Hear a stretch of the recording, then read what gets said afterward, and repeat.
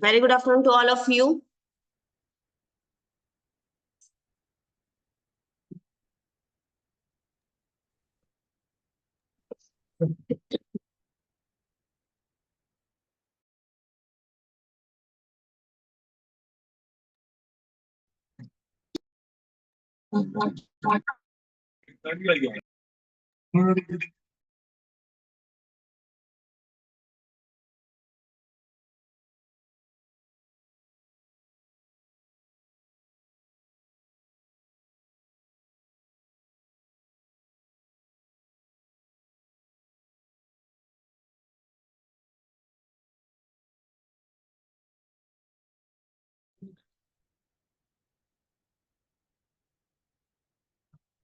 Very good afternoon to all of you.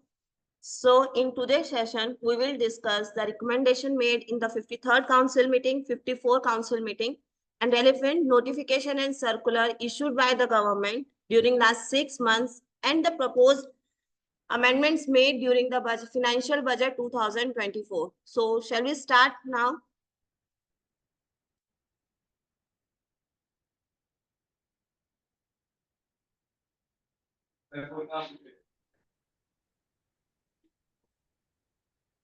As you all aware, with effect from 10th October 2024, right? If you have paid any rent to unregistered person for commercial property, then it will fall under the purview of reverse charge mechanism, right? Earlier notification to issue हुई थी, they have mentioned and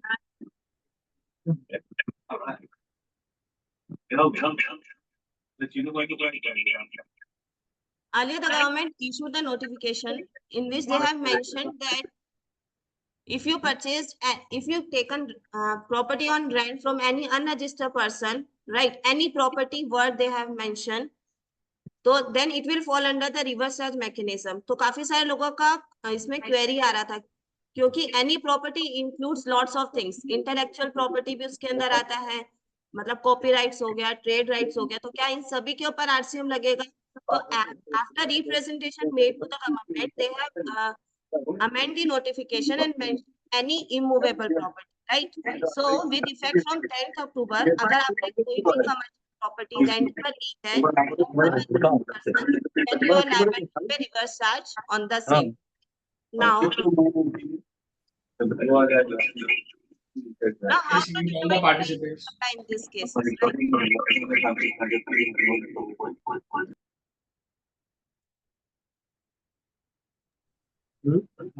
How to determine place of supply in this case, right?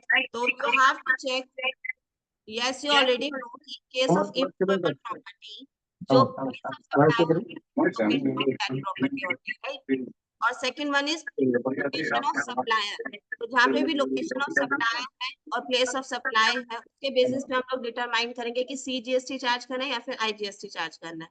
Suppose काफी सारे NRIs हैं जिनकी properties India में है, right? So location of property is in India and place location of supply is outside India and place of supply is where immovable property is situated. So IGST will be charged on the same. Clear?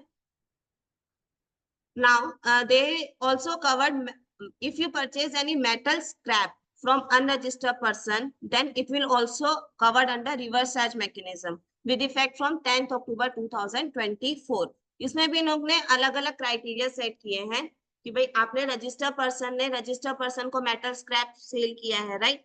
और उसकी limit 2,50,000 है. Then the recipient is liable to pay 2% TDS on the same. और अगर कोई registered person unregistered person को cell करता है, then forward charge में तो है ही सही, बट अगर आप लोग कोई अनरजिस्टर्ड पर्सन से परचेज कर रहा है registered person, then he is liable to pay reverse charge on the same. Here Now they have inserted one more rule 88B. Earlier कैसा हो रहा था कि भाई 3B का रिटर्न फाइल करते टाइम पे हमारे बैंक से पेमेंट डिडक्ट हो जाती थी, but due to portal glitches somehow हम लोग रिटर्न फाइल करने में डिले कर देते थे, राइट? हम लोग ने tax payment with in time limit 20th of the next month पे कर दिया है, स्टिल जो पोर्टल है उस पे इंटरेस्ट लायबिलिटी कैलकुलेट करता था. Now they have inserted one rule 88B in which they have clarified that if you deposited the amount in your cash ledger within due time, then interest liability will not arise on the same even if you have filed your 3B return after due date. So in case अगर आपको लगता है कि जैसे अभी due annual return की due date है, उसके सारे एडजस्टमेंट्स हमें 3B में करने हैं, राइट? बट जो हमारी कैश की लायबिलिटी है दैट वी हैव टू पे before 20th, or after reconciliation we can file the return even later on. Interest will not arise on the same. Clear?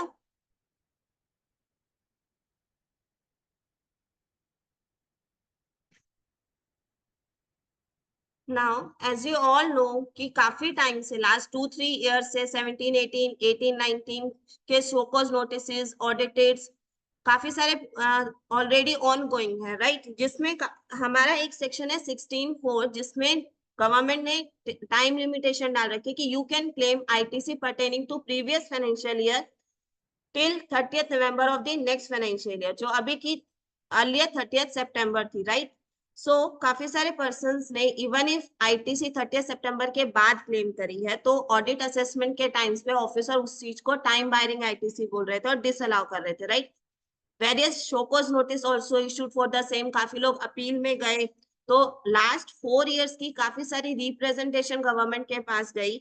So on the basis of all such representation, they have inserted 2 new sections, section 16 subsection 5 and 6 retrospectively, that is from July 2017, right? In which they have mentioned that you can claim ITC pertaining to financial year 17, 18, 18, 19, 19, 20, 20, 21 till 30th November of the 2021. Means आपने अगर 17, 18 ये last 4 years की ITC till 30th November 2021 तक भी claim करी होगी, then you are not fall under the purview of time barring ITC. उसके ऊपर आप लोग के ऊपर कोई भी डिमांड कवर नहीं होगी. बट काफी सारे केसेस है जिसमें ऑलरेडी ऑडिट हो चुकी हैं या फिर असेसमेंट हो चुके हैं, जिसमें ऑफिसर्स ने ये सारी आईटीसी हमें डिसअलाउ करी होगी, तो उसमें शोकॉज ले लिया होगा या फिर हम अपील में फाइल कर रहे हैं. तो ये सब केसेस के हम लोग अगली जो स्लाइड है उसमें कवर करेंगे कि इसको कैसे हमें ड्रॉप करवाना है प्रोसेस को, right? They have inserted one more section 16(6). अभी इसमें कैसा हो रहा था कि काफी सारे लोगों के जीएसटी रजिस्ट्रेशन कैंसिल होते हैं, राइट? तो विद इन 1 month तो वो रिस्टोर हो रही नहीं, काफी टाइम किसी का 6 months लग रहे हैं, किसी को 3 months, किसी को 1 year, राइट? तो they have inserted one section 16(6). In case किसी का जीएसटी नंबर कैंसिल होता है आपके रिसिपिएंट का, तो जब भी वो नंबर रीस्टोर होगा, if that person pay his all due within 30 days from the date of restoration, then जो आपको आईटीसी डिसअलाउ हो रही है वो आपको डिसअलाउ नहीं होगी, राइट? ये भी रिट्रोस्पेक्टिव इन्होंने इंसर्ट किया है क्योंकि कोविड के टाइम पे काफी सारे लोगों के नंबर कैंसिल हुए थे because of non filing of GST returns and all. और उसकी वजह से जैसे हमारी एक 16(4) में टाइम लिमिट थी कि हम लोग 30th September तक ही आईटीसी क्लेम कर पा रहे थे, राइट? तो काफी सारे पर्संस आईटीसी क्लेम नहीं कर पाए थे या फिर असेसमेंट के टाइम पे उनकी आईटीसी डिसअलाउ हुई, राइट? अब जब भी उस पर्सन का नंबर रीस्टोर हुआ तो गवर्नमेंट ने तो उनसे पूरा टैक्स पे करवाया विद इंटरेस्ट एंड पेनल्टी, उसके बाद ही रीस्टोर किया है. और इधर असेसमेंट में रिसिपिएंट की भी आईटीसी डिसअलाउ हो रही है, तो इसमें क्या हो रहा था, डबल टैक्सेशन हो रहा था, राइट? सो रिट्रोस्पेक्टिव इन्होंने एक सेक्शन इंसर्ट कर दिया. अब इसमें भी 2 सिनेरियो हम लोग कवर करेंगे.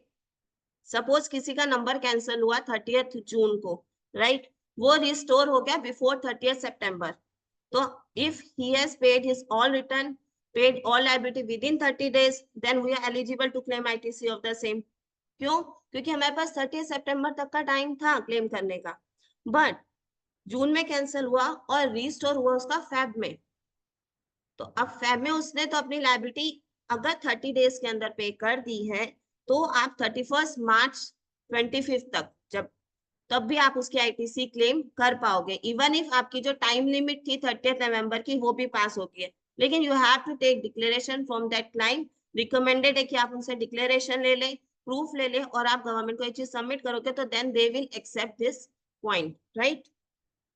Now there is one block section in 1751 जिसमें इन्होंने ब्लॉक किया था कि भाई अगर आप लोग कुछ भी टैक्स डिमांड या आईटीसी रिवर्स करते हो on the basis of assessment issued as per 73, 74, 129, 130, right? आपके केसेस चल रहे थे तो उन्होंने गवर्नमेंट ने आपसे टैक्स पे करवाया, उस केस में इन्होंने ऐसा डाला था कि अगर ऐसे केसेस होंगे तो जो टैक्स पे करेगा उसमें सामने वाले पर्सन को उसकी क्रेडिट नहीं मिलेगी, राइट। तो उसमें इन्होंने क्लोज डाला था 129 और 130, that is for e-way bill. E-way bill के टाइम पे अगर कुछ भी पेमेंट करवाते हैं तो उसकी भी क्रेडिट नहीं मिलेगी। बट एक्चुअल में कैसा हो रहा है कि ईवे बिल के टाइम पे अगर कोई भी गुड आपका सीज होता है 129 और 130 का वो लोग पेमेंट करवाते हैं तो वो सिर्फ पेनल्टी पे होती है। अर्लियर काफी टाइम पहले टैक्स पे होता था, अभी तो वो पेनल्टी पेमेंट होती है, राइट। तो जब पेनल्टी ही पेमेंट होती है तो टैक्स अमाउंट तो पेड ही नहीं हो रही, तो उसका ब्लॉकेज का इशू नहीं आ रहा था। तो they have remove this close 129 130 from the blockage, right, clear. अभी जैसे मैंने आपको ऑलरेडी डिस्कस किया कि इन्होंने न्यू सेक्शन इंसर्ट किया 16(5) और 16(6) में, जिसमें आप लोग को एलिजिबल किया कि फ्रॉम 2017 टू 2020 तक आपने अगर आईटीसी ऑन और बिफोर 30 नवंबर 2021 तक क्लेम कर ली है then you are eligible to claim that ITC, right. तो इसमें 3 सिनेरियो कवर हो रहे हैं। आपके पास नोटिस इश्यू हो गया है और ऑनगोइंग प्रोसीडिंग चल रही है, जैसे कि सेंटर वाले हैं वो 5 ईयर्स की ऑडिट एक साथ करते हैं, राइट, और स्टेट वाले हैं वो 1 ईयरली बेसिस पे कर रहे हैं। तो अगर सेंटर की कोई ऑडिट आपकी चल रही है जिसमें ये पॉइंट रेस हो रहा है कि भाई आपने ये वाली आईटीसी 16(4) के जो टाइम लिमिट है उसके बाद क्लेम करी, तो ऑफिसर ये कंसिडर करेगा, वो इसके ऊपर आपके ऊपर डिमांड नोटिस इशू नहीं करेगा, राइट। सेकेंड स्टेज हो गया अपील का। आपके पास नोटिस इशू हो गया था तो आप लोग ने अपील फाइल करी, तो इन सब केसेस में भी अगर आप ये वाले सेक्शन का रेफरेंस देके आपका रिप्रेजेंटेशन करोगे तो जो अपीलेट अथॉरिटी है वो लोग भी इस चीज को कंसिडर करेंगे और आपकी प्रोसीडिंग ड्रॉप ऑर्डर इशू करेंगे, राइट। थर्ड स्टेज ऐसा हो गया कि भाई शोकोज इशू हो गया था लेकिन आपने अपील फाइल नहीं करी, तो इस केसेस में इन लोग ने एक स्पेसिफिक प्रोसीजर इशू करी है जिसमें आपका जो ऑर्डर शोकोज ऑर्डर आ गया वो आपको रेक्टिफाई करवाना पड़ेगा। और रेक्टिफाई कब करना पड़ेगा? Within 6 month from the date of this notification. मतलब अगर आपकी ऑनगोइंग कोई भी प्रोसीडिंग चल रही थी जिसके आपके ऑर्डर्स आ गए और उसमें ये वाले स्पेसिफिकली टाइम बायरिंग आईटीसी का इशू चल रहा है तो वो सारे ऑर्डर आपको रेक्टिफाई करवाने पड़ेंगे। और लास्ट डेट इज 8 अप्रैल 2025। उससे पहले आप लोग रेक्टिफाई करवा लो और उसके बाद ही आपके सारे मैटर्स ड्रॉप हो जाएंगे, क्लियर। इसके लिए दे have issued the circular 237। Now ये काफी सारी जगह इशू हो गया कि भाई एमनेस्टी स्कीम आ गई। एमनेस्टी स्कीम जैसे सर्विस टैक्स में भी आई थी, एक्साइज में भी आ गई थी कि भाई 50% टैक्स पे कर दो आपकी सारी पेनल्टी ड्रॉप हो जाएगी, केसेस ड्रॉप होंगे, right. The same similar kind of amnesty scheme is issued now by section 128 in which they have waived the interest and penalty of outstanding demand for the financial year 17-18, 18-19 and 19-20। Kindly note it is for 3 years as of now, जिसमें ये लोग कौन से notice cover करेंगे? Notice issued under section 73 only. अगर आपके 74 में issue हुए हैं नोटिस, जो आपको ऐसा लग रहा है कि आपको ये 73 होने चाहिए, तो you have to redetermine the notice. आपको एप्लीकेशन करके उनका रीडिटर्मिनेशन करवाना पड़ेगा। In case you have filed any appeal then also you cannot go for this scheme directly, you have to withdraw your appeal। Writ petition file करी हो, appeal file करी हो, कोई भी आप तो for going this amnesty scheme आपको वो एप्लीकेशन पहले विड्रॉ करनी पड़ेगी, right. This scheme is not applicable for erroneous refund. Refunds के लिए अगर आपने गलती से किया तो उनमें इंटरेस्ट और पेनल्टी का वेवियर नहीं मिलेगा, राइट। और एग्जिस्टिंग अपील्स भी अगर आपकी ऑन गोइंग है वो आप विड्रॉ करके एमनेस्टी स्कीम में जा सकते हो, जिसमें अगर आपने टैक्स पे कर दिया है before 31 March 2025। There is one condition कि भाई आप लोग ने 31 मार्च 2025 से पहले आपका टैक्स पे कर देना है। और इसका पूरा इन्होंने एक प्रोसेस दिया है, फॉर्म्स इशू करें जो हम लोग नेक्स्ट स्लाइड में कवर करेंगे, जो फॉर्म्स फाइल करके आप ये एमनेस्टी स्कीम का बेनिफिट ले सकते हैं, राइट। और पेमेंट आपको 31 मार्च 2025 तक कर देनी है। और विद इन 3 months एप्लीकेशन आप लोग पोर्टल पर फाइल कर सकते हैं for taking the benefit of this amnesty scheme, right. अभी तक ऐसा लग रहा है कि हाँ भाई एमनेस्टी स्कीम आ गई है, बेस्ट है, इंटरेस्ट पेनल्टी वेव हो जाता है तो हम लोग इसके अंदर ऑप्ट कर लेते हैं। तो ये जो स्कीम है आप लोग ब्लाइंडली फॉलो नहीं कर सकते, एकदम क्लियर है। दो इशू है इसमें। फर्स्ट कि आपने एप्लीकेशन करी, ऑफिसर उस एप्लीकेशन को पूरा वेरीफाई करेगा, each and everything go through करेगा, उसके बाद वो डिसाइड करेगा कि whether you are eligible for this scheme और नॉट, फर्स्ट, राइट। अगर बाय चांस उन्होंने आपकी कैंसिल कर दिया ऑर्डर कि you are not eligible for this, तो व्हाट विल हैपन, आप लोग ने तो अपील विड्रॉ कर ली, रिट पिटिशन विड्रॉ कर लिए, राइट। तो स्पेसिफिक फॉर्म इशू इन्होंने किया जिसमें आपको जो आपकी अपील है वो रीस्टोर करवानी पड़ेगी, और उसकी ओरिजिनल डेट जब आपने फर्स्ट पिल फाइल करी थी वही कंसिडर की जाएगी, राइट। फर्स्ट इशू ये। सेकेंड ये हो रहा है कि भाई आप एमनेस्टी स्कीम में जा रहे हो, मतलब आप एक्सेप्ट कर रहे हो कि भाई इस पॉइंट पे टैक्स आना ही चाहिए, जो डिपार्टमेंट ने निकाला है वो करेक्ट है। तो अगर कोई पॉइंट ऐसा है जो लिटिगेटिव है, जिसमें आपको लगता है कि नहीं इस पे तो टैक्सेशन आना ही नहीं चाहिए, राइट, तो उन सब केसेस में it is recommended not go for this scheme. आप फाइट कीजिए, और फाइट करके आपने जो भी अगर टैक्स पे किया है 10% 20% जो हमें फाइल करना पड़ता है प्री डिपॉजिट के फॉर्म में, तो वो सब आप डायरेक्ट रिफंड क्लेम करें। It is not recommended for blindly go for this scheme 128, right. This is the procedure कि how to go for this amnesty scheme. There is form, different kind of forms has been mentioned, that SPL1 SPL2 अगर notice stage पर है, आपको जैसे DRC 01 issue हो गया है जिसमें आपके इंटरेस्ट पेनल्टी की डिमांड, और आप एग्री हो कि हाँ भाई इसमें टैक्स तो कंफर्म्ड है कि आपको पे करना है, तो then you can go for this scheme by filing SPL01। और अगर अपील स्टेज पे है तो अपील आपको विड्रॉ करके SPL02 फाइल करना है, तो उसमें आप ये स्कीम के अंदर बेनिफिट ले सकते हो। अब कुछ केसेस जैसे कि जैसे हमें 3 months के अंदर तो अपील फाइल करनी थी, राइट, और आप लोग ने अपील फाइल करी नहीं, टाइम बायरिंग हो गई, तो अब उस केस में कैसा है कि आपकी डिमांड तो कंफर्म है ही सही, या तो आपको आगे जाना पड़ेगा, तो उसमें आप डायरेक्टली SPL02 भी फाइल कर सकते हो, जिसमें आपको यह है कि भाई एटलीस्ट आपकी इंटरेस्ट और पेनल्टी का वेवियर मिल पाएगा, but that depends upon the officer.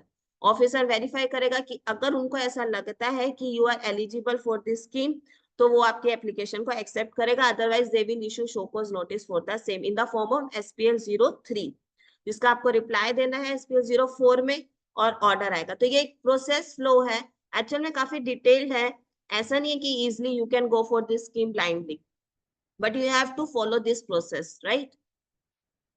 Now before GST or even after GST also there are two sections, 73 74. 73 is for non fraud, right, and 74 is for fraud cases. तो client तो कभी भी नहीं बोलेगा कि भाई मैंने फ्रॉड किया है, और डिपार्टमेंट हमेशा यही बोलते हैं कि नहीं आपने तो फ्रॉड ही किया, आप 74 में ही फॉलो हो रहे हो, राइट। तो वो लोग हमेशा एक्सटेंडेड पीरियड का टाइम लेके 74 में इशू करते थे, जिसके लिए क्लाइंट हमेशा अपील में जा रहा है कि भाई ये 73 होना चाहिए। तो विद इफेक्ट फ्रॉम 1 अक्टूबर 24 इन लोग ने एक न्यू सेक्शन इंसर्ट, 1 नवंबर 24 इन्होंने न्यू सेक्शन इंसर्ट कर दिया कि भाई 74A, ना ही 73 है ना ही 74। एज यू ऑलरेडी नो 73 के लिए 3 years का टाइम था, 74 के लिए 5 years का था, राइट। तो गवर्नमेंट हमेशा क्या कर रही है, 74 का लेके फ्रॉड केसेस में लेके आपको इशू कर देती है, जिसमें पेनल्टी भी हैवी लग रही है, right. So with effect from 1 November 2024 जहां जहां पर भी 73 74 मेंशन है, they have replace it from 74A। अभी इसमें कैसा है कि दोनों ही cases whether it is fraud और नॉन फ्रॉड, दोनों एक ही सेक्शन में कवर हो रहे हैं, जिसकी time limit for issuance of HCN is 42 months, extended भी नहीं है, ना ही 3 years ना ही 5 years, they have reduced the time limit to 42 months in which the officer have to pass the order within 12 months from the date of issuance of notice, right। अब इस cases में officer पे भी depend हो रहा है कि भाई वो इसको फ्रॉड कंसिडर कर रहे हैं या फिर नॉन फ्रॉड के केसेस कंसिडर करें, मतलब आपको सेपरेट वे में जाके अपील फाइल करके आपका ऑर्डर जो है रिस्टोर करवाना पड़े, ऐसी प्रोसेस नहीं है, सेम सेक्शन में दोनों चीज कवर करेंगे। जिसमें नॉन फ्रॉड केसेस में है तो अगर आप before issuance of notice tax पे कर दे तो आपको पेनल प्रोविजन नहीं लगेगा, बट अगर आप आफ्टर करोगे तो 10% ऑफ टैक्स और 10,000 विच एवर इज हायर आपके पेनल प्रोविजन लगेंगे, राइट। और फॉर फ्रॉड केसेस जो आपका स्पेसिफिक था कि भाई 15 डेज के अंदर पे 15% if you paid your tax with in 7 days, और फिर 25%, 50% अगर आप 30 डेज में पे कर देते हो, और अगर आपका 30 डेज के बाद पेमेंट होता है तो 100% of the penalty will levy. The same procedure is in 74, but दोनों ही एक ही सेक्शन में कवर हो रहे हैं, right? Clear? Now they have reduced the limit of pre deposit amount for filing appeals. Appeals के लिए पहले लिमिट 50 करोड़ थी, अपीलेट अथॉरिटी के पास आपको फर्स्ट अपील फाइल करनी थी, maximum limit is 50 crore, that has been reduced to 40 crore subject to minimum 10% of the disputed tax amount। इसमें दो सिनेरियो कवर कर रहे हैं कि सपोज 100 था, राइट? 100 का 10% है तो 10% आपको डिस्प्यूटेड टैक्स अमाउंट पे करनी। बट सपोज आपकी 1000 की डिमांड है, 1000 के सामने आपको 10% के हिसाब से 100 होता है, but maximum capping is 40 crore. 40 crore आप पे करके प्री डिपोजिट करके you can go for appellate first appeal, right? For appellate tribunal which is not set up as of now, they have reduced the limit to 10% of the disputed tax amount with a maximum cap of 40 crore, right?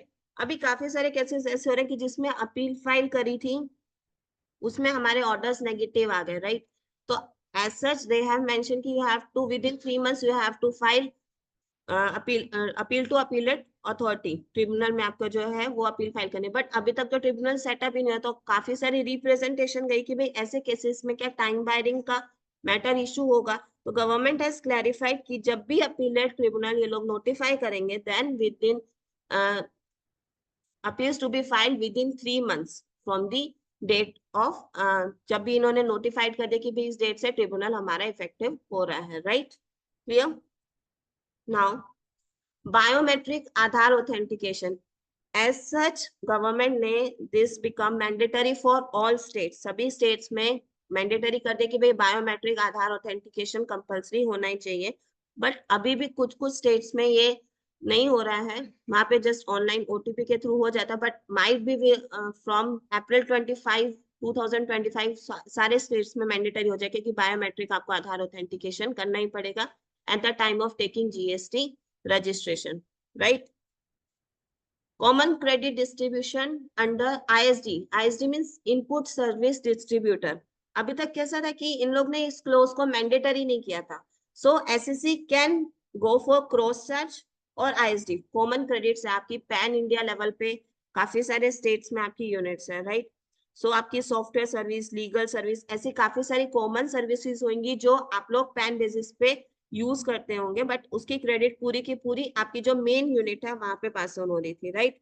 So government ने ऐसा clarify थोड़ा time पहले ही जुलाई में I think so उन्होंने एक circular issue किया कि भाई चलो ठीक है, आप लोग ने आईएसडी नहीं किया और क्रॉस चार्ज करके बिलिंग कर दिया based on the turnover of that respective states, आपने क्रॉस चार्ज करके ISD pass on credit pass on कर दिया है, then it's okay. But with effect from 1 April 2025, if you have business in multiple states, then you have to take registration of input service distributor, or for all those common credit you have to pass the credit through ISD mechanism only. Clear? Now procedure if demand paid through DRC 03। अभी starting में ऐसा हो रहा था कि officer सिर्फ tax पे करवा देते थे तो हमारा कैश लेजर में बैलेंस पड़ा रहता था, तब तो डीआरसी भी इन्होंने क्लियर नहीं किया था। थोड़े टाइम बाद इनको ऐसा क्लियर हुआ कि भाई डीआरसी 03 करेंगे तो ऑफसेट होगा, अदरवाइज तो कैश बैलेंस कभी भी यूज कर सकते हैं, राइट? तो उन्होंने डीआरसी 03 का ऑप्शन दिया। Now they have inserted new rule 142(2)(b) और मेक अमेंडमेंट इन रूल 142(2)। अब इसमें कैसा हो रहा है कि कई बार ऐसा हो जाता है कि भाई ऑफिसर को आपकी लायबिलिटी, आपके इलेक्ट्रॉनिक लायबिलिटी लेजर में वो लोग जनरेट करेंगे, राइट? सो आपने अगर डीआरसी से पेमेंट कर दिया है तो आपका ये जो मैपिंग होना चाहिए था, जो आपकी लायबिलिटी सपोज 1 करोड़ की दिख रही है लायबिलिटी लेजर में, और आपने डीआरसी तो कर दिया लेकिन वो लायबिलिटी आपकी रिड्यूस नहीं हुई, मैपिंग नहीं हुआ, तो you have to file one form DRC 03A जिसमें आपको मैपिंग करके आपका जो लायबिलिटी लेजर्स है वो आपको नलीफाई करना पड़ेगा। तो इसमें सेकंड क्वेश्चन ये आ रहा था कि भाई 3A तो मैं आज फाइल कर रहा हूँ, तो क्या जो इन बिटवीन जो मेरा टाइम है जब मैंने डीआरसी 03 फाइल किया और 3A फाइल करा तो उसका कोई इंटरेस्ट इम्प्लीकेशन एज सच वैसा कुछ नहीं आएगा, वो माना यही जाएगा कि जिस डेट पे आपने DRC 03 फाइल किया, जस्ट आपको जो आपका लायबिलिटी लेजर में बैलेंस खड़ा हुआ है उसका मैपिंग करने के लिए, उसको नलिफाई करने के लिए you have to file DRC 03A, right? Now in e-way bill, in case of you have make any supply to unregistered person, then in this case the transporter हो गया, अगर वो own convenience में लेके जा रहा है या फिर transporter होगा, then they are required to generate e-way bill for the same, right? Clear? Now lots of recommendation made in 53rd 54th council meeting. Budget में आया काफी सारा कि भाई कितने सारे आप लोग क्लोजेस चेंजेस लाते जा रहे हो जिसका क्लैरिफिकेशन नहीं मिल रहा था, right? So they have issued various circulars during this last 6 months, जिसमें से जो important circulars हमको लगे हैं वो हम लोग इस सेशन में कवर करेंगे, right? There is one circular 236 जिसमें they have mentioned the phrase as is, where is basis. How to interpret this phrase, right?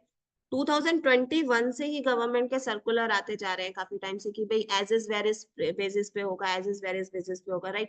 But उसका क्लैरिफिकेशन नहीं आ रहा था कि how to interpret this phrase as is where is, इसको कैसे treat करना है। ना ही डिपार्टमेंट को समझ में आ रहा है क्योंकि इसमें डिमांड काफी नलीफाई हो रही है। उसमें हम लोग ने 2 सिनेरियो कवर कर रहे हैं, राइट? और ये स्पेसिफिक जिस सर्कुलर में इन्होंने ये जो फ्रेज यूज किया ना एज इज वेयर इज, उसी के लिए है, तो वो मैं सर्कुलर नेक्स्ट स्लाइड में कवर कर रही हूँ, राइट? एक सिनेरियो ऐसा कवर करें कि भाई कुछ टैक्स पेयर को ऐसा लग रहा था कि भाई इस पे तो 5% GST आना चाहिए, कुछ को ऐसा लग रहा था कि भाई इस पे 12% आना चाहिए, right? So they have issued the clarification for the same and they have mention the phrase as is where is basis पे होगा, मींस जिसने 5% समझा उसकी 5% के हिसाब से लायबिलिटी पूरी पे हो गई, government is not going to charge 7% extra on the same और ना ही इंटरेस्ट पेनल्टी लगेगी, राइट? जिस डेट पे वो सर्कुलर आ गया जिसमें दे हैव मेंशन कि as is where is basis पे होगा, टिल उस डेट तक ऐसा माना जाएगा कि भाई जिसने जो किया वो as is where is basis पे खत्म, जो हुआ सो हुआ, उसमें हम लोग आपसे कुछ डिमांड नहीं करेंगे, राइट? अब कुछ केसेस ऐसे हुए कि भाई जिसमें काफी सारों को लग रहा था कि भाई इसमें तो एग्जेम्पशन होना चाहिए, इसमें टैक्स नहीं आना चाहिए, राइट? जो गवर्नमेंट ने बाद में क्लैरिफाई किया कि नहीं भाई ये वाली जो एंट्री है वो एग्जेम्पशन में फॉल हो रही है, ये टैक्सेबल में नहीं आ रही है, तो इसमें भी they have issued various circular for some kind of services जिसमें मेंशन किया कि भाई नहीं ये तो 5% में फॉल हो रही है, लेकिन कुछ ने ऐसा समझा कि भाई ये तो एग्जेम्प्टेड थी तो हमने तो टैक्स पे ही नहीं किया, बेस्ड ऑन क्लैरिफिकेशन हमें पता चल रहा है। तो in these cases also they have mention as is where is basis, मतलब जिसने समझा कि भाई एग्जेम्प्टेड है तो till date of the circular, जब गवर्नमेंट ने क्लैरिफाई किया उस डेट तक उस पे कोई टैक्सेबिलिटी नहीं आएगी, और उसके बाद भी अगर वो लोग कंटिन्यू है तो they have to follow the rules, right? और कुछ केसेस ऐसे हो गए कि भाई जिन्होंने तो फ्रॉड के हो गए, सपोज भाई उन्होंने तो टैक्स भरा ही नहीं, बोगस बिलिंग थी या फिर विजिट हुई वहां पे फेक था सब, तो ऐसे सब केसेस में दे हैव क्लैरिफाइड कि भाई जो करंट डेट पे रेट है दे हैव टू पे द रेट फ्रॉम रेट्रोस्पेक्टिवली। अगर आपने उन्हें क्लैरिफाई किया गवर्नमेंट ने कि भाई इस पे 28% का टैक्स आना चाहिए, तो फ्रॉम जुलाई 2017 ऑनवर्ड जब भी उनका बिजनेस स्टार्ट होगा तो they are going to recover current rate from that person, right? Clear? Next slides में हम लोग कवर करेंगे कि ऐसे कौन कौन से circulars, I have covered only relevant circulars in which they have used this phrase as is where is, right? Affiliation service, इसमें काफी सारा डाउट जा रहा था। इसमें गवर्नमेंट ने have issued one circular 234 in which they have clarified that affiliation service provided by university to colleges are always taxable at the rate of 18%। उसमें इन्होंने क्लैरिफाई कर दिया कि नहीं भाई इसमें तो 18% ही लगेगा, but if these services are provided by educational board to government bodies or private school, then GST will be exempt to government school। Even अगर आप लोग ने गवर्नमेंट स्कूल को एफिलिएशन सर्विस दी एजुकेशन बोर्ड पे तो वो exempt है, और इफ प्राइवेट स्कूल होंगे तो 18% है, राइट? अभी इसमें भी क्या इशू आया, they have mention the phrase in June 2021 इन्होंने एक सर्कुलर इशू किया कि भाई जिसमें इन्होंने क्लैरिफाई किया कि नहीं भाई इस पे तो 18% का टैक्स आएगा, चाहे वो गवर्नमेंट स्कूल क्यों ना हो चाहे प्राइवेट स्कूल क्यों ना हो, राइट? तो in this circular also they have mentioned as is where is, तो इसमें कैसा हो कि जुलाई 17 से लेकर जून 21 जब तक वो सर्कुलर नहीं आया था, तो जिसने जो समझ के टैक्स पे किया हो, मतलब जिसने एग्जाम समझा हो तो उसका एग्जाम, जिसने टैक्सेबल समझा हो तो उसका टैक्सेबल, लेकिन रिफंड नहीं मिलेगा किसी को भी, दैट इज राइट। तो फ्रॉम जून 21 से लेकर टिल डेट अक्टूबर 2024 तक गवर्नमेंट ने बोला कि भाई इस पे तो 18% है, तो उतने पीरियड पर उस पे 18% ही लगेगा। और अभी अक्टूबर में जैसे उन्होंने क्लैरिफाई कर दिया, तो उसके बाद से गवर्नमेंट वाले एग्जाम्प्ट है और अदर देन गवर्नमेंट टैक्सेबल है, राइट। मतलब जस्ट ये क्लैरिफाई करना चाह रहे कि जब भी सर्कुलर इशू हुए हैं in which they have mention this phrase as is where is which is, तो आपको उसमें इंटरप्रेट ऐसा ही करना है कि भाई जब तक क्लैरिफिकेशन नहीं आया था उससे पहले उन्होंने जो बोला, जिसने जो समझ के किया वो ओके है, right. They are not going to demand any tax for the same, but circular आने के बाद भी अगर मिस्टेक कंटिन्यू है तो then government is going to charge for the same, right, clear.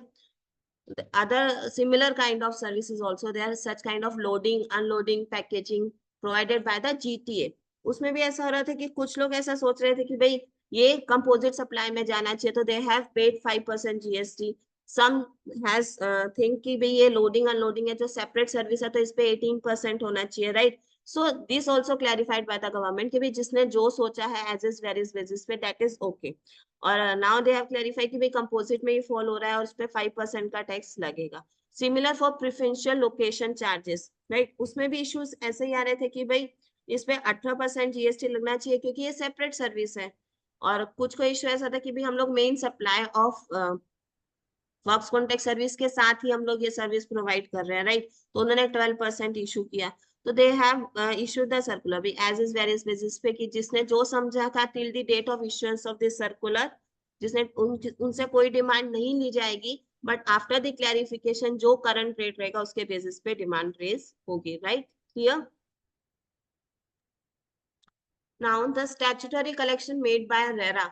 अभी हम लोग को भी GST डिपार्टमेंटल ऑडिट आ रही है जिसमें काफी सारी क्वेरीज आ रही है कि भाई जो स्टैट्यूटरी लायबिलिटीज हम लोग पे कर रहे हैं, MC हो गया, म्यूनिसिपल कॉर्पोरेशन का टैक्स हो गया, राइट, फैक्ट्री लाइसेंस फीस हो गया, तो इसके ऊपर रिवर्स चार्ज आना चाहिए। सो रेरा के लिए उन्होंने क्लैरिफिकेशन किया है in which they have clarified that statutory collection made by RERA fall under the exemption notification। वो गवर्नमेंट अथॉरिटी में ही कंसिडर की जाएंगी because they are not as a government authority they are collecting charges for the same, so it उसके ऊपर reverse charge नहीं आएगा, even 0% rate है पैसा, right. Now accommodation service such as hostel, hotel हो गया, राइट, तो उसमें दे हैव क्लैरिफाइड कि भाई 20,000 पर पर्सन पर मंथ फॉर आपका जो रेंट है वो मिनिमम 90 डेज का होना चाहिए, राइट, 3 मंथ्स का आपका होना चाहिए, और 20,000 से कम रहेगा तो they you are not liable for GST। अब इसमें भी काफी सारे इश्यूज आ रहे हैं कि भाई मेरा through out the year 20 lakh से ज्यादा हो गया हॉस्टल में, बट मेरा पर पर्सन पर मंथ जो रेंट है वो 20,000 बिलो है, तो क्या GST नंबर लेने की रिक्वायरमेंट है? नहीं। अगर आपकी और कोई सर्विस है जो टैक्सेबल है then you are liable to take registration, but आपका टोटली एग्जाम सर्विस आप प्रोवाइड करो तो then you are not liable for taking registration for the same, right. Now, it is very important clarification provided by the government by circular 233, right? इसमें कैसा हो रहा था कि लास्ट 1 ईयर में ना काफी सारे नोटिसेस SSCs को रिसीव हुए हैं कि if they have purchased any goods under the advance authorization license EPCG, या फिर आपने गवर्नमेंट की कोई भी स्कीम का बेनिफिट लिया जिसमें आपने at the time of import duty payment करी नहीं है, right, then you cannot go for export with payment of tax option। मतलब आप लोग with payment वाले टैक्स ऑप्शन में नहीं जा सकते और रिफंड आपको उसमें नहीं मिलेगा, राइट। तो लास्ट 1 ईयर में काफी सारे SSCs पे इसके ऊपर डिमांड आई थी जिसका इन्होंने 2 ऑप्शन दे दिए, राइट। फर्स्ट ऐसा हो गया कि भाई आप अपनी जो बिल ऑफ एंट्री है उसको रीअसेस करवाओ और आपने जो बेनिफिट लिए गवर्नमेंट का वो टैक्स की पेमेंट कर दो, then you can go for export with payment of tax वाले ऑप्शन में जा सकते हैं, राइट।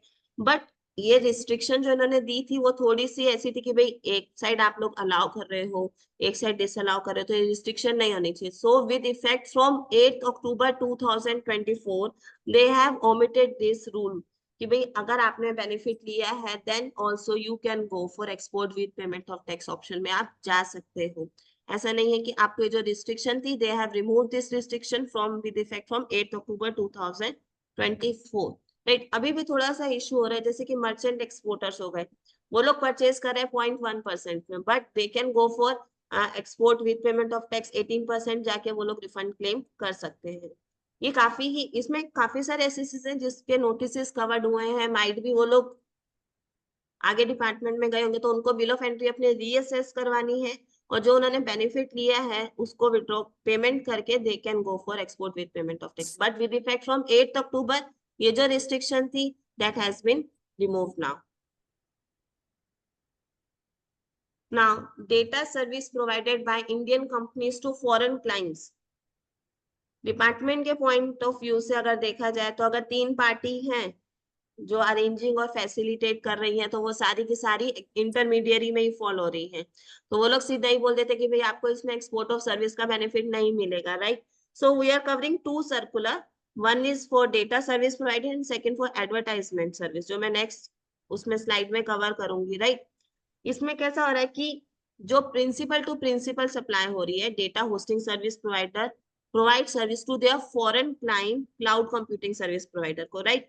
और उनके जो एंड कंज्यूमर्स है उनको वो लोग सर्विस दे रहे थे, राइट। तो इसमें एक्चुअल में तो 3 पार्टी इन्वॉल्व हुई, data hosting service provider, cloud computing service provider और उनके एंड कस्टमर्स, राइट। तो in this circular they have clarified कि इसमें प्रिंसिपल टू प्रिंसिपल सप्लाई हो रही है, इवन इफ 3 पार्टीज में इन्वॉल्व है, लेकिन who is liable to make consideration to this hosting service provider, कौन पेमेंट करने वाला है, एक्चुअल कंसिडरेशन कौन देगा, फॉरेन क्लाइंट जो क्लाउड कंप्यूटिंग सर्विस प्रोवाइडर है, जो एंड कंज्यूमर्स है they are not going to pay directly to the hosting service provider, तो ये 3 पार्टी का नहीं है, this is between 2 parties, so it will not fall under the purview of intermediary service, इसमें आपको एक्सपोर्ट ऑफ सर्विस का benefit मिलेगा, clear. Similar kind of service are also provided की एडवर्टाइजिंग सर्विस है, इंडियन कंपनी फॉरेन कंपनीज को advertising service provide कर रही है, राइट। अभी इसमें कैसा हो रहा है कि भाई फॉरेन कंपनी कॉन्ट्रैक्ट दिया इंडियन कंपनी को कि भाई आप मेरे बिहाफ पे पूरी ये एडवर्टाइजिंग सर्विस प्रोवाइड करोगे, तो इसके अंदर जो इंडियन कंपनी है वो मीडिया प्लेयर्स के साथ एग्रीमेंट करेंगी, 2 एग्रीमेंट फॉर्म हो रहे हैं, एक फॉरेन कंपनी का इंडियन जो एडवर्टाइजिंग कंपनी है उसके साथ, इंडियन एडवर्टाइजिंग कंपनी का इंडियन के मीडिया प्लेयर्स जो है उनके साथ, राइट। तो दोनों ही प्रिंसिपल टू प्रिंसिपल सप्लाई है, इवन इफ 3 पार्टी हैं दे आर अरेंजिंग, बट आपको उसके एग्रीमेंट्स वगैरह, इसमें गवर्नमेंट ने ऐसे क्लैरिफाई कि एग्रीमेंट्स आपको पूरे गो थ्रू करने हैं, आपको ये चेक करना है कि भाई ये प्रिंसिपल टू प्रिंसिपल सप्लाई है, तो it will not fall under the purview of intermediary में, वो फॉल नहीं होगी, क्यों, क्योंकि जो फॉरेन कंपनी है that is liable to make payment to that Indian company, foreign company media players को कोई पेमेंट नहीं करने वाली, उनके साथ उनका कोई एग्रीमेंट नहीं है, so it will not fall under the preview of intermediary service, they are eligible to claim benefit of export of service, right। अभी ये भी एक पॉइंट था कि भाई ITC of demo vehicle they are not going to sell, जिसके ऊपर outward supply के ऊपर माइट भी वो लोग बेचेंगे भी तो स्क्रैप वैल्यू में जाती है, या फिर ये वो लोग मतलब कम रेट में जाती है जिसपे जीएसटी की लायबिलिटी वो लोग कम पे करते हैं, राइट। तो दे आर वेरी क्वेश्चन कि भाई डेमो व्हीकल की आईटीसी मिलनी चाहिए कि नहीं मिलनी चाहिए, उसमें भी 2 क्वेश्चंस आ रहे थे कि if we capitalise this demo vehicle in our assets तो आईटीसी मिलेगी कि नहीं मिलेगी, और अगर हम लोग ने उसको रेवेन्यू पार्ट में रखा है तो फिर आईटीसी मिलेगी कि नहीं मिलेगी, right. So with this circular they have clarified कि अगर आपने motor vehicle with seating capacity more than 13%, उसमें एक क्लोज जैसे उन्होंने ब्लॉक क्रेडिट का डाला हुआ था, राइट। उन्होंने क्लैरिफाई किया भी demo vehicle use similar type of motor vehicle for further supply of such motor vehicle, then you are eligible to claim ITC of the demo vehicle, आप ले सकते हो, बट अगर वो डेमो व्हीकल आप अपने एम्प्लॉइज के लिए मैनेजमेंट पर्सनल यूज के लिए यूज करें then it is block credit, that is clear. और कुछ ऑथोराइज डीलर हैं जिन्होंने डेमो, उनका बिजनेस नहीं है परचेज सेल करने का, but they have purchase this demo vehicle just कि आपकी मार्केटिंग करेंगे वो लोग और उसको सेल करने में आपको बेनिफिट करेंगे, देन ऑल्सो आईटीसी ब्लॉक, जो जनरल है कि भाई आईटीसी की क्रेडिट कार की क्रेडिट नहीं मिलती है तो that rule will be applicable to them, right.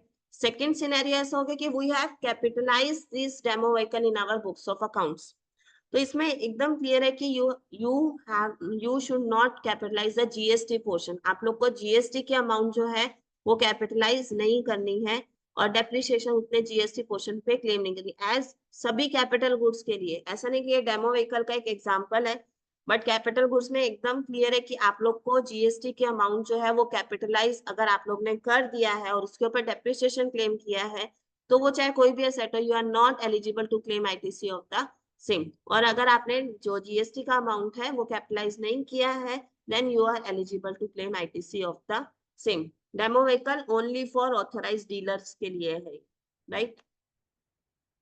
Now one more circular has been issued 226 in which they have clarified the process of claiming refund of revision of price. Suppose जैसे हम लोग ने export किया तो उस time पे हमारा rate pre decided थोड़ा कम था, राइट, बट आफ्टर वो रेट बढ़ गया जिसकी वजह से आपने डेबिट नोट इशू किया, तो then you are eligible to claim refund of the same under the category of any other. आप लोग एनी अदर के अंदर उसका रिफंड क्लेम कर सकते हो।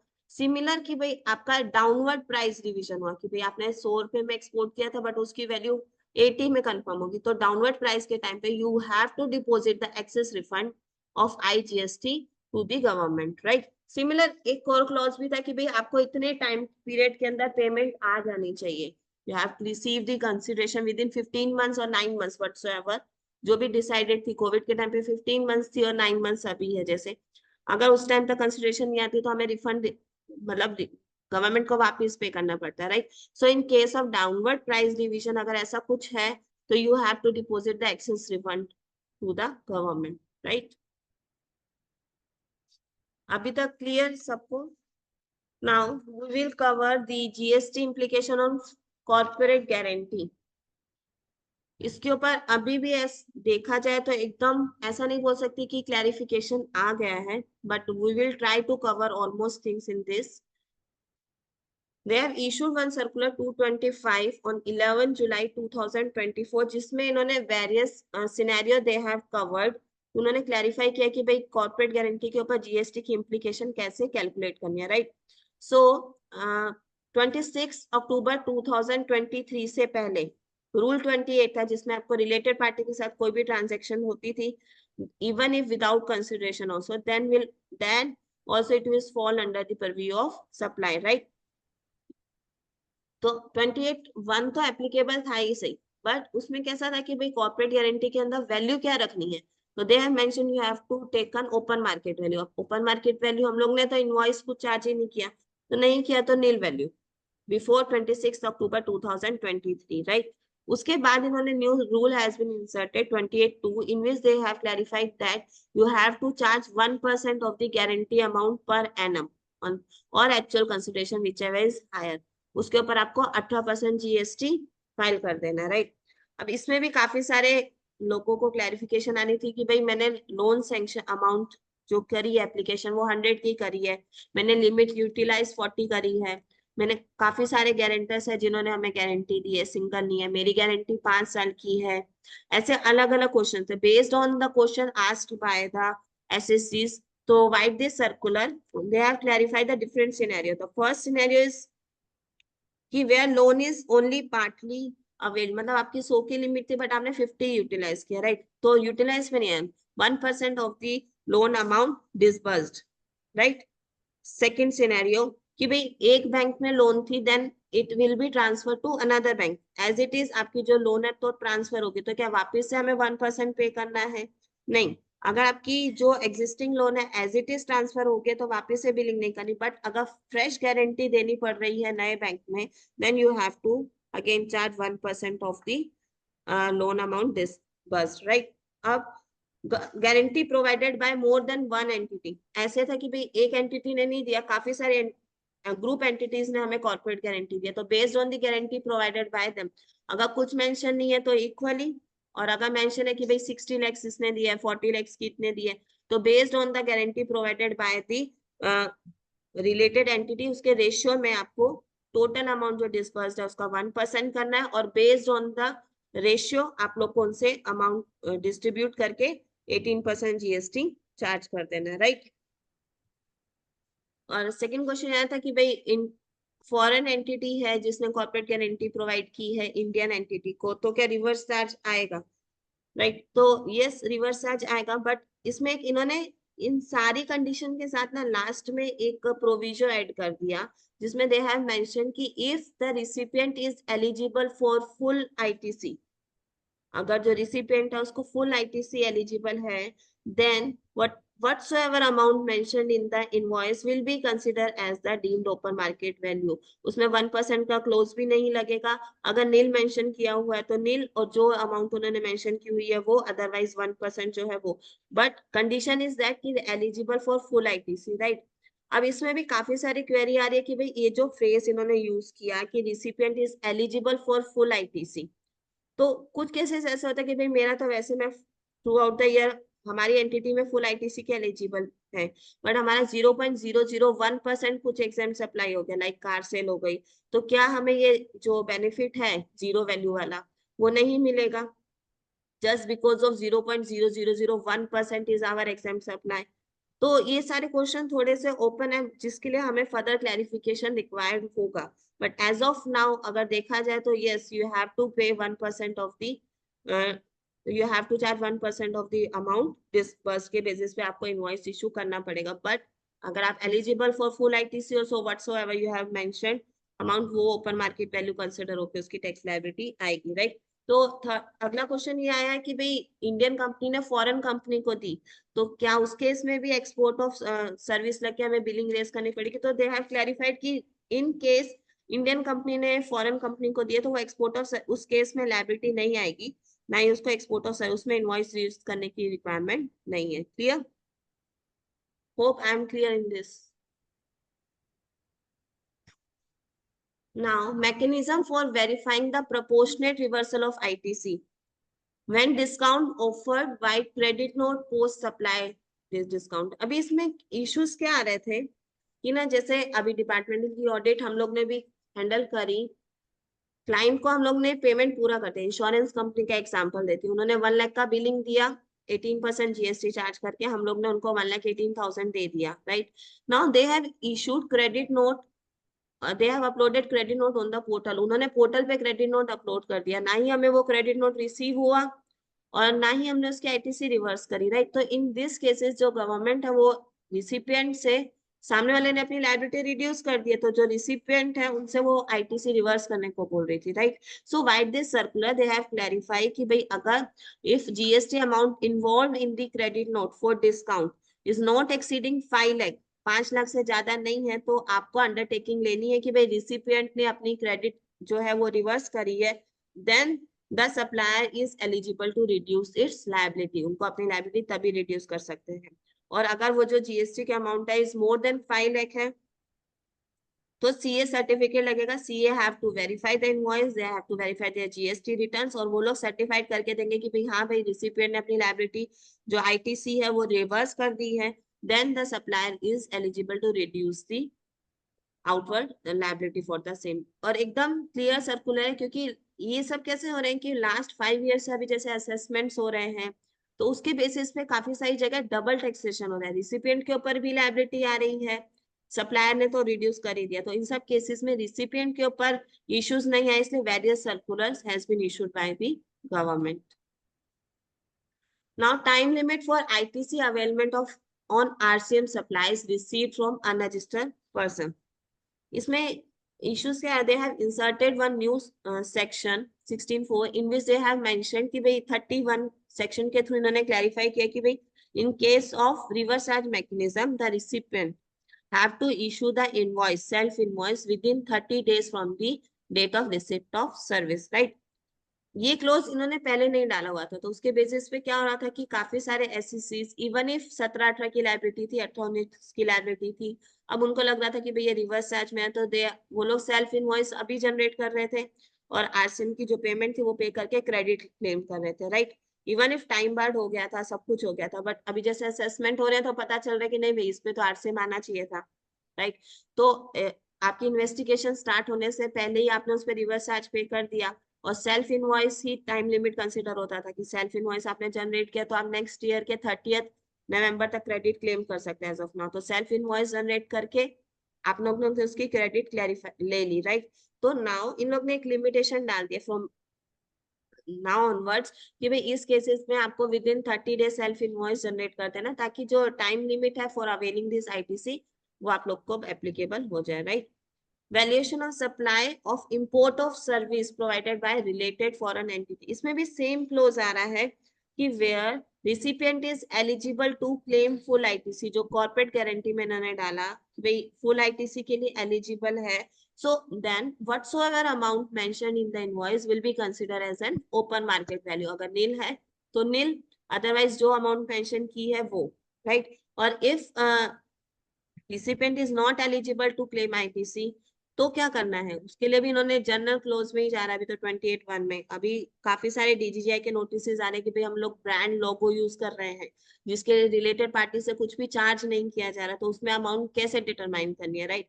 जैसे कॉर्पोरेट के लिए उन्होंने क्लैरिफाई कर दिया कि भाई हाँ भाई 1% चार्ज करनी है, बट काफी सारी चीजों पे क्लैरिफिकेशन है कि इसका वैल्यूएशन कैसे होगा, तो ये सब अभी ओपन है, जिनका फर्दर क्लैरिफिकेशन अभी हमें रिक्वायर्ड होगा, right. Now they have fixed the monetary limits for appeal, आपको अपीलेट ट्रिब्यूनल तक जाना है तो आपके मैटर्स अमाउंट इन्वॉल्व 20 lakhs होगी, हाई कोर्ट के लिए 1 crore एंड सुप्रीम कोर्ट के लिए 2 crore, they have clarified the same, right. Now place of supply of goods supplied to unregistered person, this is specifically for e-commerce operator के लिए। कैसा हो रहा है इसमें कैसा हो रहा है कि भाई ऑनलाइन हम लोग ने परचेज किया, राइट। नॉर्मली कैसा हो रहा था, बिल टू शिप टू का एक कॉन्सेप्ट था जिसमें हम लोग बिलिंग करते हैं जिस एड्रेस पे वही प्लेस ऑफ सप्लाई माना जाता था, right. Now in case of e commerce operator जहां पे फाइनल डिलीवरी हो रही है गुड्स की वो प्लेस ऑफ सप्लाई कंसिडर होगा और उसके बेस पे सीजीएसटी और आईजीएसटी चार्ज होगा, राइट।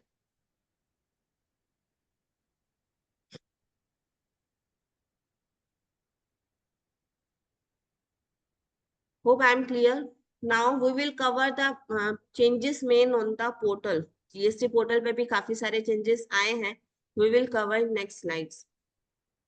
इनवॉइस मैनेजमेंट सिस्टम, काफी सारा जगह न्यूज में आ गया है कि भाई इनवॉइस मैनेजमेंट सिस्टम आ रहा है जिसमें we have to accept reject, एक और प्रोसीजर इन्होंने ले आया है कि भाई हर एक इनवॉइस को एक्सेप्ट या करना है, रिजेक्ट करना है, फिर पेंडिंग फॉर एक्शन। मतलब ऐसा नहीं हो रहा कि भाई सामने वाला आपके नाम के इनवॉइस अपलोड कर देता है, आपके नाम के क्रेडिट नोट अपलोड कर रहा है तो वो आप लोग को क्लेम करने, कुछ कुछ केसेस में ऐसा भी हो रहा है कि भाई हमें तो इनवॉइस रिसीव ही नहीं हुआ, तो उस केस में टू बी में क्रेडिट दिख रही थी, राइट। तो अगर आप रिजेक्ट कर दोगे तो वो अदर्स में ऑटोमेटिकली रिवर्स हो जाएगी। अभी तक इसका इन्होंने कोई भी रूल मेंशन नहीं किया है, जस्ट अभी लाइव कर दिया पोर्टल पे, might be effective April 25 onwards ये लोग कर दे, जिसमें इन्होंने क्या बोला है कि भाई B2B या सप्लाईज होंगी तो यू हैव टू इधर एक्सेप्ट या तो रिजेक्ट आपको करना पड़ेगा, उसके बेसिस पे 3B पे डेटा ऑटो पॉपुलेटेड होगा, और जिस केसेस में आप लोग ने कोई भी एक्शन नहीं लिया वो डीम्ड एक्सेप्ट मान के आपके 2B के क्रेडिट में आ जाएगा, right. But in case of credit note, क्योंकि क्रेडिट नोट में कैसा हो रहा है कि सामने वाला अपनी लायबिलिटी रिड्यूस कर रहा है, तो उसमें उन्होंने दो ही ऑप्शन दिया, either you have to accept या तो रिजेक्ट करना है। अगर आप रिजेक्ट कर दोगे तो सामने वाला अपनी लायबिलिटी रिड्यूस नहीं करेगा, और अगर एक्सेप्ट करोगे then it will affect in your GSTR 2B। अभी लाइव हो गया है but mandatory नहीं है, they will issue specify the rules procedures for the same in future, right. This is screenshot of the portal in which I have mentioned the invoice management system में no action accepted, rejected or pending, right. GSTR 9 and 9C में as such कुछ ज्यादा change नहीं है, वही limit है कि भाई 2 करोड़ तक जो है वो मैंडेटरी नहीं है, above 2 crore it is compulsory to file GSTN 9 और up to above 5 crore it is mandatory to file 9C। एक मेजर चेंज इन्होंने ऐसा किया कि ऑटो पॉपुलेशन जो डेटा हो रहा है आईटीसी का, रीजन कैसा हो रहा था कि पहले 8A के बेसिस पे एनुअल रिटर्न में आईटीसी आती थी, राइट। हम लोग ने रिटर्न जल्दी फाइल कर दिया, सपोज सितंबर में कर दिया, बट ड्यू डेट दिसंबर थी, तो उसके बेसिस पे जो 8A की फिगर्स थी वो चेंज होती रहती थी, तो डिपार्टमेंटल के नोटिस आ रहे थे कि भाई आपने जो एनुअल रिटर्न फाइल किया उसमें तो 1 लाख है, तो हमें रिकंसिलेशन प्रोवाइड करनी पड़ रही थी, राइट। तो दे हैव चेंज कि भाई 2B के बेस, 2B कैसा है फिक्स हो जाता है, उसके बाद उसमें कुछ चेंजेस नहीं हो पाते, कि जैसे 11 ड्यू डेट है GSTR 1 की, राइट। अगर कोई भी 12 को फाइल करेगा तो वो उसकी आईटीसी में रिफ्लेक्ट नहीं होगा, 2B में फिक्स हो जाता, तो उन्होंने दे हैव मेंशन कि भाई जो आईटीसी रिफ्लेक्ट होगी वो 2B के बेस पे होगी और 2B के अकॉर्डिंगली रिकंसिलेशन करके फर्दर GSTR 99C आप लोग को फाइल करना है, राइट। नाउ काफी सारे ना नोटिस क्लाइंट्स को रिसीव हो रहे थे एसएससीज को, कि जिसमें ना ही ऑफिसर का साइन है ना ही पोर्टल पे होता है। तो एसएससीज को ये रिक्वेस्ट थी कि भाई क्लैरिफाई करो कि हमें पता कैसे चले कि भाई ये जो नोटिस इशू हो रहे हैं वो वैलिड भी है कि नहीं है, right. So the government has issued one advisory on 26 September in which they have mention कि आप सर्विसेज में जाइए, वहां पे वेरीफाई RFN करके आता है, क्योंकि जितने भी नोटिस आप लोग को रिसीव हो रहे हैं वो ऑफिसर के लॉगिन से क्रिएट होते हैं, right, even if it is not signed. तो भी अगर आपको चेक करना है तो you have to check from verify RFN से आप लोग चेक कीजिए, it is reflected in that portion, तो वो वैलिड नोटिस है, you have to reply for the same. Now they have inserted one new form GSTR 1A, मतलब आपकी कोई भी सप्लाई पर्टिकुलर टू दिस, मतलब जिस मंथ का आपका वन फाइल हुआ, सपोज सितंबर का है और सितंबर की कुछ सप्लाईज आपकी रिपोर्ट करनी बाकी रह गई है, then before filing of GSTR 3B you can file GSTR 1A, और वो आपका ऑटो पॉपुलेटेड आउटवर्ड लायबिलिटी में आ जाएगा। बट दैट डजंट मीन कि उनके 2B में आपकी क्रेडिट रिफ्लेक्ट होगी। अगर 11 तारीख के बाद हुआ है तो वो उनको क्रेडिट सामने वाले जो रिसिपिएंट है उनको नेक्स्ट मंथ ही रिसीव होगी, बट आपकी इंटरेस्ट लायबिलिटी नहीं आए उस बेसिस पे तो आप you can file GSTR 1A। और इसमें अर्लियर मंथ्स की हम लोग कुछ भी इफेक्ट्स नहीं दे सकते, पर्टेनिंग टू करंट मंथ अगर कुछ भी स्किप हो गया है तो हमने 1A फाइल करके 3B के थ्रू हम उसकी लायबिलिटी पे कर सकते हैं, right. Now they have reduced the threshold limit for reporting invoice on supply made to unregistered person। तो आउटसाइड इंटरेस्ट रेट अगर हम लोग कर रहे हो 2.5 लाख की लिमिट थी तो हमें B2CL में डालना था। They have reduce this limit कि भाई आप लोग का B2CL में अगर 1 लाख से ज्यादा अगर सेल हो रहा है तो आपको वहां पे रिपोर्ट करना है, बट अभी तक पोर्टल पे लाइव नहीं हुआ है। तो जब तक लाइव नहीं होता तो same process have to follow कि भाई 2.5 लाख की लिमिट है तो उससे ज्यादा हो रहा है तो आपको you have to report under B2CL, B2C में रिपोर्ट नहीं करना, right. Now they have inserted one new section also with effect from 1st September 2024.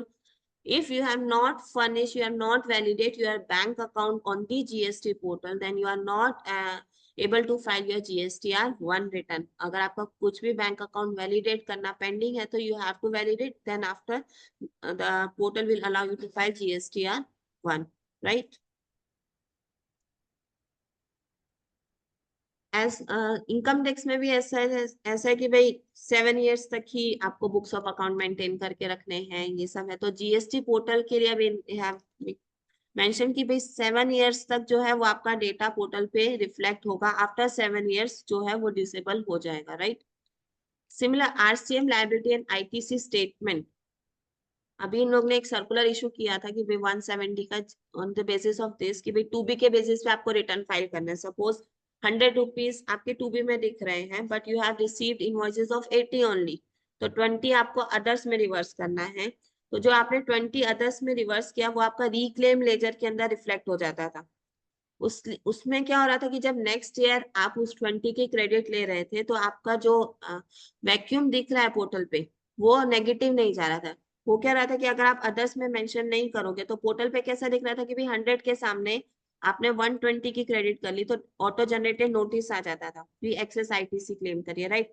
सो अगर आप अदर्स में रिवर्स करके रिक्लेम लेजर में डाल दोगे कि भाई 20 के इनवॉइसेस नहीं हुआ, वो आप नेक्स्ट मंथ क्लेम कर रहे हो तो सिस्टम जनरेटेड नोटिस नहीं आता। तो same has been mention for RCM ITC also.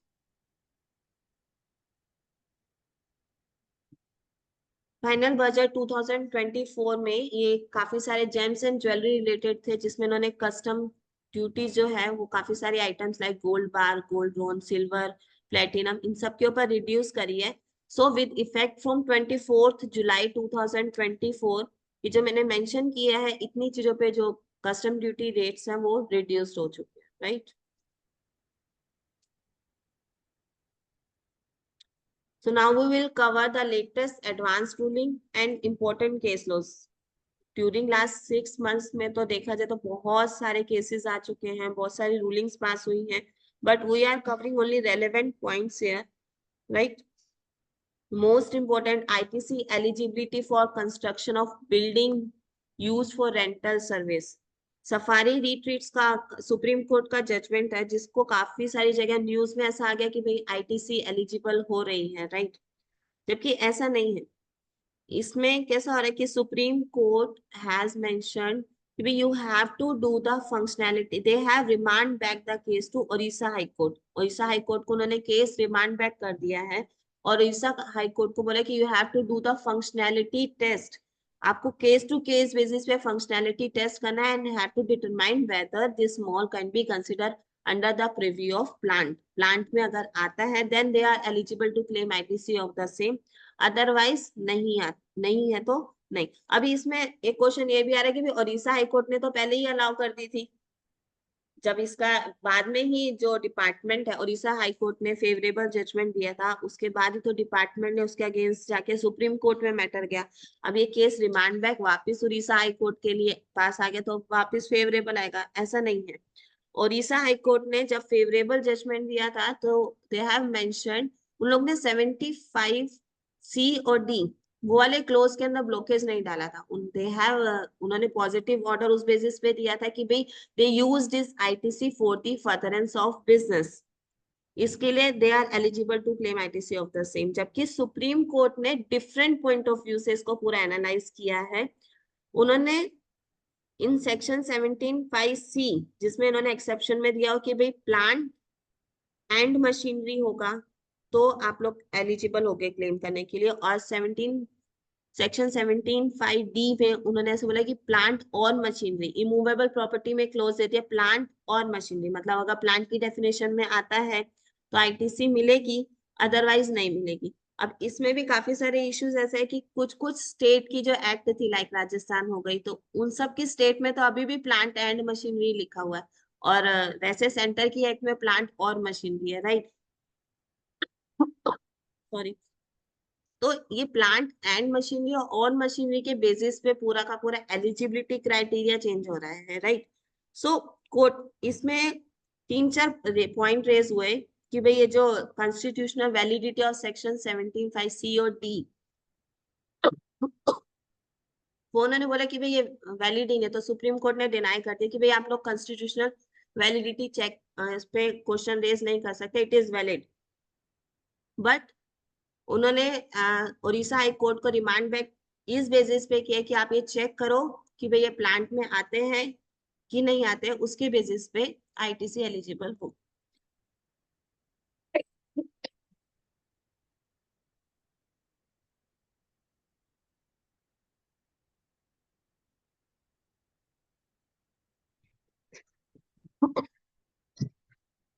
This is specifically for builders. GST under RCM and royalty paid to mining department, right. So 2015 से सुप्रीम कोर्ट में cases चल रहे थे ये, आज 2024 हो गई है, राइट, कि भाई माइनिंग डिपार्टमेंट को जो हम लोग रॉयल्टी पे करते हैं वो तो गवर्नमेंट को टैक्स जा रहा है, उस पर रिवर्स चार्ज नहीं आना चाहिए, राइट। सो सुप्रीम कोर्ट की एक जजमेंट आई in which they have clarify कि भाई आपने माइनिंग डिपार्टमेंट को जो पे करी है it is not fall under the preview of tax, वो टैक्स नहीं कंसिडर होगा। तो इसका मतलब ये हो गया उस पर रिवर्स चार्ज आएगा। और अगर आपके ऊपर कोई भी 25 जुलाई 2024 से पहले कोई भी डिमांड मेड करी है तो आपको 12 ईयर्स का इन्होंने टाइम दिया कि भी आप 12 साल के अंदर आपको प्रोपोर्शनेट आईटी वो टैक्स की जो लायबिलिटी है वो पे कर सकते। इन हाई कोर्ट ऑफ मद्रास, मतलब काफी सारी जगह ऐसा हो रहा था कि भाई हमारे पास वैलिड इनवॉइस है, बिल ऑफ सप्लाई है, डिलीवरी चालान है, स्टिल गुड्स इन ट्रांजिट जो होता है वो ऑफिसर ले लेते हैं, पकड़ लेते हैं, उस पर पेनल्टी लगाते हैं 129 और 130 की, right. So in Madras High Court, they have clarified कि भी if SSC has valid invoice, bill of supply, delivery चलाना और पोर्टल पे you can verify electronic form, then आप उसकी जो गुड्स है उसको सीज नहीं कर सकते, right. Another favourable judgement of Mohit Minerals के केस में ऐसा हुआ था कि भाई जो ओशियन फ्रेट्स है उसके ऊपर रिवर्स चार्ज नहीं आएगा। रीजन बिंग कैसा हो रहा था कि डबल टैक्सेशन हो रहा था, गवर्नमेंट कभी भी किसी चीज पे डबल टैक्सेशन नहीं बोल रही है, राइट। जब हम इंपोर्ट कर रहे हैं ऑन CIF वैल्यू तो उस टाइम पे हम लोग इंश्योरेंस ऑफ रेट पे ऑलरेडी कंपोजिट सप्लाई कंसिडर करके टैक्स पे कर रहे थे, राइट। सो अगेन 18% का रिवर्स चार्ज नहीं आना चाहिए। मोहित मिनरल के केस में ऐसा रिप्रेजेंट किया गया था। So based on Mohit mineral case, Madras high court ने भी सेम इशू किया कि भाई उस पर डबल टैक्सेशन नहीं होगा if they are importing the goods on CIF basis, और उसके बेसिस पे वो लोग ऑलरेडी कस्टम में पेमेंट कर रहे हैं, तो आरसीएम इम्प्लीकेशन ऑन फ्रेट पे नहीं आएगी, right.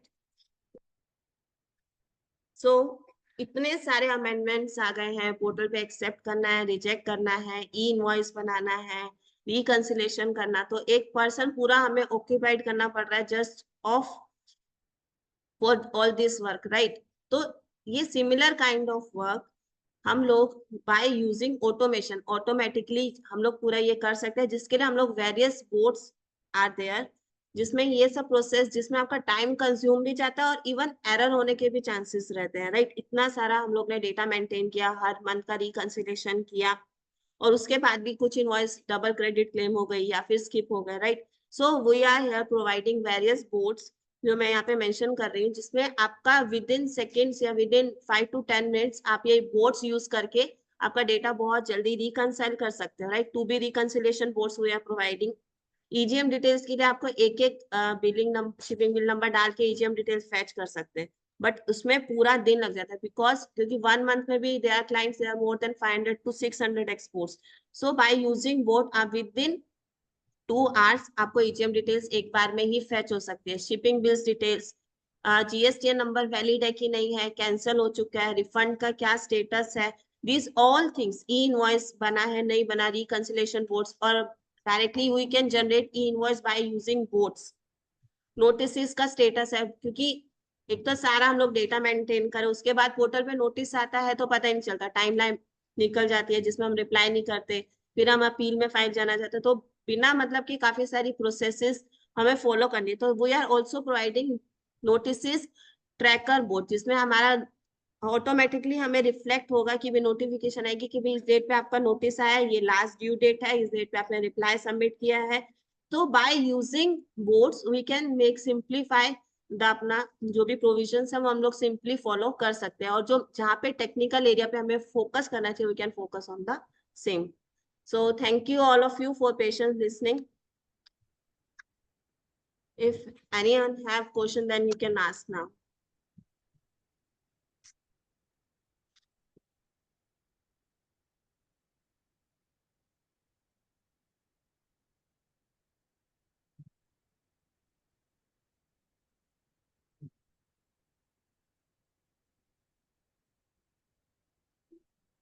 Hello. Hello. Hello. Hello. Hello, am I audible? Hello. Hello. Hello, ये आईएसडी सर्विस में इंट्रास्टेट देखना है या इंटरस्टेट देखना है रजिस्ट्रेशन लेने के लिए?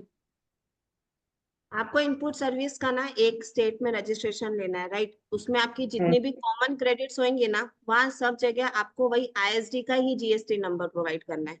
तो आपका जो पूरा हम्म, पूल क्रिएट होगा ना, वेदर इट इज इंटर और इंट्रा जो भी होगा, वो आईएसडी नंबर पे ही आपको क्रेडिट वहां पे पास ऑन होगी। और वाइड आईएसडी आपको जो भी जितने भी स्टेट्स में आपका जीएसटी नंबर है उसमें आपको क्रेडिट रिटर्न के फॉर्म्स वगैरह है, जिसके थ्रू आपको क्रेडिट पास ऑन कर देनी है, तो वहां पे वो आपकी क्रेडिट पास ऑन है।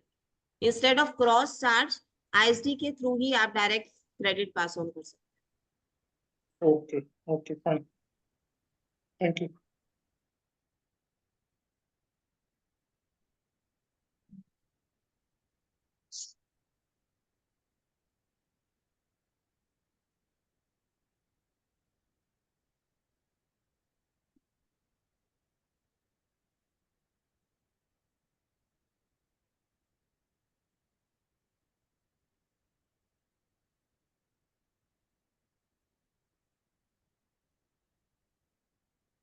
Is GST applicable? One question is from, is GST applicable on the premises given to related party for free of cost by way of consent letter, right? So इसमें भी as such query यही आ रही कि भाई consent पे government allow कर रही है, ब्लड रिलेशन वगैरह होते हैं तो they are without any amount आप उनको दे सकते हो, बट क्लॉज जो 28(1) का है कि वन इफ रिलेटेड पार्टी के साथ विदाउट कंसिडरेशन क्यों ना हो, तो जो ओपन मार्केट वैल्यू है वही डीम्ड वैल्यू मान के आपको जीएसटी इसमें पे करना पड़ेगा, राइट। ना कॉर्पोरेट गारंटी का हो गया और रिलेटेड पार्टी की जो ट्रांजेक्शन है, इन्होंने उसमें क्लोज डाल दिया, प्रोविजन ऐड किया कि भाई if recipient is eligible for full ITC then whatsoever amount mention in the invoice by deemed open market value मानी जाएगी। तो उस बेसिस के ऊपर भी हम लोग इस पे डिसीजन ले सकते हैं कि भाई इफ एलिजिबल है तो जो ओपन मार्केट वैल्यू जो नहीं चार्ज किया तो नील, और अगर नॉट एलिजिबल है देन उस सेम प्रीमाइसिस का दूसरे पर्सन को अगर हम लोग रेंट पे देते हैं तो उसके डीमिंग प्रोविजन के हिसाब से हमें उस पे जीएसटी पे करना पड़े।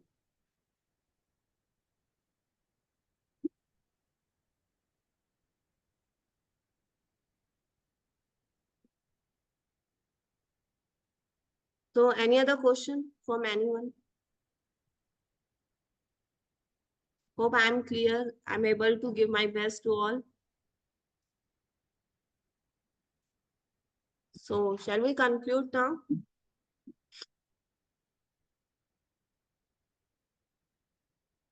Okay. Thank you so much for patience listening. Thank you once again and happy Diwali to all of you. Thank you. Happy Diwali. Happy Diwali. Thank you very much.